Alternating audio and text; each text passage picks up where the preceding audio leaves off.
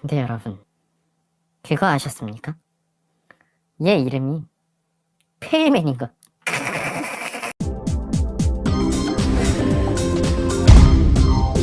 기에르모 델 토로 감독이 파네미로 제작 당시 마블 스튜디오의 CEO였던 아비 아라드에게 연락을 받게 됩니다. 마블 스튜디오의 대작 영화들을 맡아달라는 제안이 담긴 메일이었죠. 아비 아라드도 이게 좀 그냥 넘어가기는 힘든 인물인데 이번 영상의 주제는 아니니까 일단은 넘어갈게요. 당시 파네미로에 투입될 예산이 없어서 파산 직전 상태에 놓여있던 델 토로 감독님은 파네미로를 잠시 미뤄두고 대작 영화를 만든 다음 다시 돌아갈까 고민을 했다고 합니다. 하지만 델 토로 감독님의 마블 스튜디오 영화는 세상에 나올 수 없었습니다. 파네미로를 제작하는데 힘을 쏟기로 한 거죠. 그때 당시 제안이 들어왔던 영화는 엑스맨 3 판타스틱 4였습니다. 엑스맨 3요. 엑스맨 3. 브라이언 싱어가 지는 슈퍼맨 팬이라면서 슈퍼맨 리턴즈로 스텝 일부를 대동해 빠져나가 버렸는데 엑스맨 3는 그때 당시에 프로덕션 단계였다는 겁니다. 결국 감독이 떠나고 촬영 스텝도 떠나고 아무것도 없는 데서 부랴부랴 영화를 만들어내야 되는 상황이 됐는데 이 감독 차례 저 감독 차례 짧은 프로덕션 기간 동안 영화를 수월하게 완성한 경험이 있었던 브렛 레트너 감독에게 프로젝트를 맡기면서 어거지로 만들어내서 개봉을 시켰던 바로 그 영화 엑스맨 3. 만약에 이걸 델 토로 감독님이 만들었다면 적어도 그 정도의 완성도는 아니었을 거예요. 그래도 전 현재까지 개봉한 엑스맨 시리즈 영화들 중 로건이 1위 그리고 엑스맨 3가 2위입니다. 이긴 한데 뭐 하다가 이야기가 여기로 왔지? 델 토로 감독님의 그 선택은 마블 팬저씨인 제게는 굉장히 슬픈 일이 됐지만 감독님에겐 최고의 결정이 됐죠. 델 토로 감독님이 마블 영화 제작 제안을 받았을 때의 시기가 2005년 중순쯤인 걸로 알고 있습니다. 그때쯤 이 캐릭터도 몇 번의 설정 변경을 거쳐가며 한창 감독님의 머릿속에서 자라나고 있었던 셈인 거죠. 1시간 59분짜리 영화에서 총 출연 시간은 2, 3분 남짓밖에 되지 않으나 영화를 보고 나면 이 캐릭터만 생각날 정도로 충격적인 모습을 보여줬던 크리처. 센세이셔널 그 자체였던 크리처. 페일맨입니다. 네, 페일맨 씨를 모시고 이야기 나누는 시간 가져보려고 합니다. 안녕하세요, 페일맨 씨.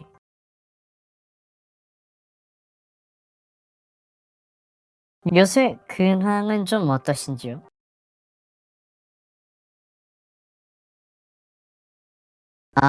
예. 무소식이 희소식이다 뭐 이런 의미인 것 같습니다. 일설에 의하면 페일맨 씨가 오피리아를 쫓아갔던 게 잡아먹기 위해서가 아니었다고 하던데 사실인가요?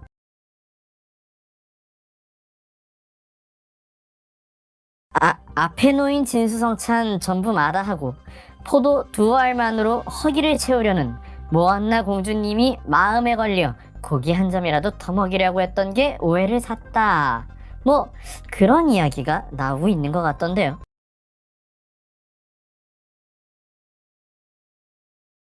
뭐 좋은 의도였다 하더라도 오피리아에게 다가가는 걸 방해하던 요정 2마리를 잡아먹은 사실로 논란이 있다는 건 알고 계신지요?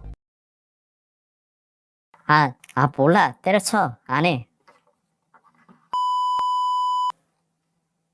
근데 여러분, 그거 아셨습니까? 얘 이름이 페일맨인 것.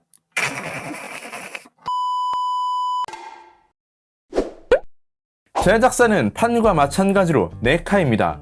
발매일은 따로 찾아보진 않았습니다. 어차피 정확한 정보가 없잖아. 규격은 7인치.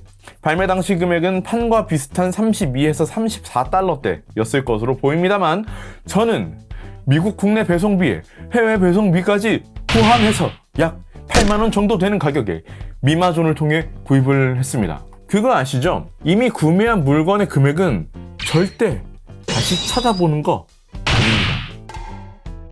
그래도 이번엔 지난번과 다르게 케이스는 매우 온전한 상태로 왔습니다. 어디 하나 구겨진 곳 없고요. 찢어지지도 않고 되게 온전히 잘 왔습니다. 그래서 매우 좋아라 하고 있었는데 봉인 테이프가 잘려져 있었습니다. 난 중고를 그 가격에? 아무튼 언박싱 해가지고 오겠습니다. 네, 언박싱을 해가지고 가져왔습니다. 지난 판과 비교했을 때 추가 액세서리는 많지 않은 편입니다. 페일맨이 앉아있을 수 있는 대형 옥좌 하나랑 눈알이 올라가 있는 쟁반뿐입니다. 이 옥좌 하나가 미칠 듯한 압도적인 스케일을 보여줍니다. 일단 본품은 일단 나중에 보고 추가 액세서리부터 보는 걸로 하죠. 네, 페일맨을 앉힐 수 있는 페일맨 전용 옥좌입니다. 오래된 나무의 질감을 베이스로 하고 그 위에 양각으로 이런 무늬들이 조각이 되어 있습니다. 가격대는 계속 말씀드렸듯이 한 $30, $40 정도 사이의 중저가형 피규어임에도 불구하고 표현한 디테일이 굉장히 괜찮습니다. 페일맨이 앉아있는 이 좌석 부분의 쿠션감도 굉장히 잘 표현해놨어요. 만져보면 플라스틱인데요. 같은 재질인데 어떻게 이렇게 부분별로 다르게 표현을 할 수 있었는지 잘 모르겠는데 잘 되어 있습니다. 판은 전용 스탠드가 없었습니다. 팔다리가 얇은 조형적인 특성 그리고 인간과는 다른 관절 구조로 인해서 무게중심이 안정적이지 못한 상황이었기 때문에 피규어 자체를 스탠딩 시키는데 굉장히 어려움이 있었습니다. 사실 그건 지난번 영상에서도 제가 단점으로 얘기한 적이 있는 것 같긴 해요. 그런데 페일맨은 다르죠. 스탠딩 포즈는 아니지만 페일맨을 안정적으로 앉혀놓을 수 있는 일종의 전용 거치대 같은 개념의 의자가 존재한 덕분에 이 피규어를 어떻게 거치를 할 것이고 어떻게 세울 것이고 어떻게 보관할 것인가에 대한 고민이 그래도 많이 줄어드는 편입니다. 다양한 포지셔닝은 좀 어렵겠죠. 근데 페일맨은 그 자세 하나만 하면 됩니다. 그 자세 하나면 올킬. 그 자세 보기 전에 눈알이 놓여있는 쟁반만 잠깐 그냥 보고 가시죠. 보이십니까? 요만합니다. 요만합니다. 지난번 판에 들어있었던 그 단검 사이즈랑 약간 비슷한 것 같아요. 그 정도로 쬐끔합니다. 생각보다 디테일은 괜찮습니다. 근데 어중간한 느낌이구나 라는 생각이 좀 많이 듭니다. 좀비오란 영화가 생각이 나네요. 어디 녹색 용액 어디 없나? 아쉽게도 눈이 쟁반에서 떨어지거나 하진 않습니다. 자, 본체를 살펴봐야겠죠. 여전히 잘 안 섭니다. 잘 안 선다기보단 잘 못 세우는 게 맞을 겁니다. 안 서? 안 서? 그럼 앉아있어. 페일맨의 처음 설정은 나무 인형이었습니다.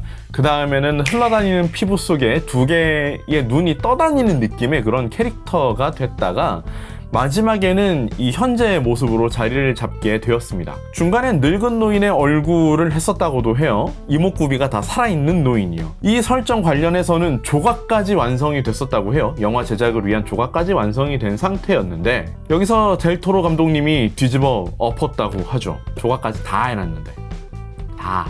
실제로 조각이 마음에 들었던 제작팀은 꽤나 불만을 토로했다는 것 같아요. 근데 델토로 감독님이 최고의 결과를 얻을 수 있을 것이다 라고 설득을 했다고 합니다. 그 선택은 틀리지 않았고 영화가 개봉된 지 14년이 지난 지금에도 회자될 정도로 최고의 크리처가 되었죠. 영화 내에서 출연 시간은 풀샷 기준으로도 3분이 채 안 될 겁니다. 그럼에도 불구하고 모든 사람이 기억하는 캐릭터가 되었죠. 페일맨의 특징이라고 할 수 있는 흘러내리는 피부를 매우 디테일하게 표현하고 있습니다. 그에 따른 피부의 착색이라던가 그림자 효과 등 조형에 걸맞는 수준의 도색도 보실 수가 있습니다. 그 문제의 눈은 여기 손바닥에 고이 모셔져 있습니다. 아무래도 눈을 탈착하게 되면 해당 기능 구현을 위해서 피규어의 제작 단가 상승은 필수, 눈을 잃어버리는 사태까지 발생할 수 있으니 이렇게 할 수밖에 없었던 게 아닐까 생각이 돼요. 관절은 대부분 싱글 조인트 그리고 볼 조인트를 사용을 하고 있습니다. 관절이 나눠지는 기준 자체도 판과는 크게 다르지 않습니다. 가동 범위는 아무래도 페일맨이 가지고 있는 조형적 특성 때문에 그렇게 넓은 편은 아닙니다. 사실 팔도 앞뒤로 움직이면서 좌우로 나란히 정도는 할 수 있을 정도고요. 그나마도 좀 짝짝이네요. 아, 이렇게 하면 만세도 되겠구나. 어깨 관절이 360도가 돌아가서 만세는 가능은 합니다. 이 정도의 가동 범위를 가지고 있고요. 그건 다리 쪽도 마찬가지입니다. 의자에 앉기 정말 적합하게 되어 있어요. 그냥 무릎에 싱글 조인트 그리고 골반 쪽에 싱글 조인트 이렇게 하나씩 들어가 있습니다. 가슴과 배, 골반 이렇게 볼 조인트가 사용이 되었고요. 판보다는 가슴이 많이 움직이는 편입니다. 어우, 인사 잘한다. 좌우 돌리는 건 말할 것도 없고요. 근데 새 제품이라서 그런지 모르겠는데 좀 뻑뻑한 느낌이 있네요. 격하게 움직이다 보면은 부러질 것 같아요. 좀 시간이 지나고 많이 움직이다 보면은 좀 헐거워져서 괜찮을 것 같은데 지금 당장으로는 두동강이 날 것 같아서 격한 움직임은 좀 안 하는 게 구매 초반엔 좋을 것 같습니다. 그러나 팔꿈치 관절만큼은 판과는 다릅니다. 판과는 페일맨의 시그니처 포즈와도 같은 까꿍 포즈를 위해서 팔꿈치 관절은 더블 조인트로 제작이 됐습니다. 이렇게 굽히는 게 가능합니다. 지난번 판과는 완전 대조되는 가동 각도라고 보시면 돼요. 그게 다 뭘 위해서다? 순전히 이걸 위해서다. 짜잔! 까꿍. 다른 분이 리뷰했던 걸 봤는데 역시나 구입 초반이라서 그런지 팔꿈치 관절이 굉장히 뻑뻑하게 움직여서 그분은 이 까꿍 포즈를 되게 조심히 하시더라고요. 지금쯤이면 이 자세를 취해놓고 전시해놓고 계시지 않을까라는 생각이 드네요. 네, 아무튼 이렇게 까꿍 포즈가 수월하게 너무도 잘 됩니다. 페일맨이 이 시그니처 포즈가 되지 않는다면 이게 페일맨입니까? 페일맨이 아니지. 네, 어쩌다 보니 산으로 가버린 수다와 함께 간단하게 페일맨의 피규어 리뷰도 함께 진행해봤습니다. 페일맨에 대한 의견은 판때와 같습니다. 크리처 매니아, 가토로 매니아 사세요. 뭘 고민해요. 웃돈 주고 사는 거는 도시락 싸들고 다니면서 말릴 정도는 아닌데 그래도 추천하진 않고요. 이래저래 국내 배송비 생각했을 때 5, 6만 원 정도의 가격대에서 구매하실 수 있다면 그래도 감히까지는 아니지만 추천드리는 정도입니다.